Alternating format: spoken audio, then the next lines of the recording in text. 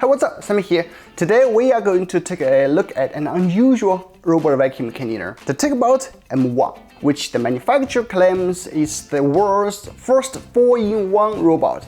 It sweeps, vacuums, mops, and self-rinses. Wow, looks better than me doing the cleaning. But is it any good?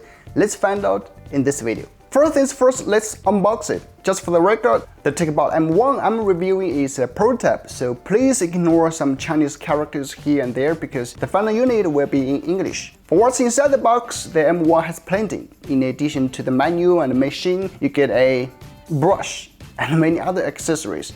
It even comes with a remote controller. You can use it as an RC toy or when your Wi-Fi is off. Basically, that's what we work out from the box. Before we take a look at the design of the TICKBOT, make sure to remove the protective foam on both sides. Otherwise, it will interfere with the function of the bumper. On the top of the M1, we see the standby button, Wi-Fi indicator, and the charging button beside the laser navigation module. Open the cover, we see the 500ml dust box and a 420ml capacity clean water tank. Both are not that big, but I'm surprised that they've been able to put it in such a compact space. Moving down is the wastewater tank. We'll talk a little bit more about it as we test the machine later. As for the bottom, apart from the normal design like the main brush, wheels, and sensors that any other vacuum would feature, there is an on-off switch. You can put it to the off position to avoid accidental touch on the cleaner. And there is a roller mop. You can take it out by pressing the release clip.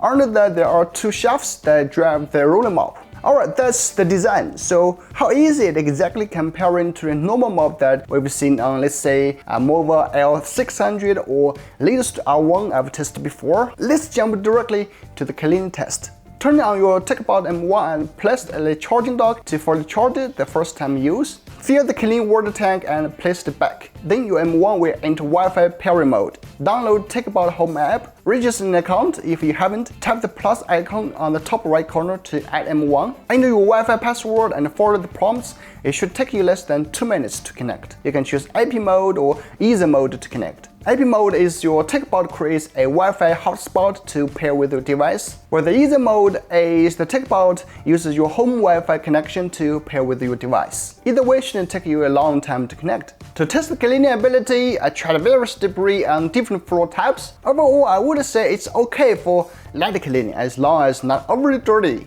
It picks near all of the debris. It has a bit of trouble cleaning the edge, but that's the issue with many other vacuum cleaners as well. What makes the TICKBOT M1 stand out, I guess, is the mop function. Unlike a traditional robot vacuum cleaner that spreads the spills all over your house and leaves a dirty mop and damp floor, the TICKBOT M1 does it differently. When mopping, the roller mop rotates once every 60 seconds.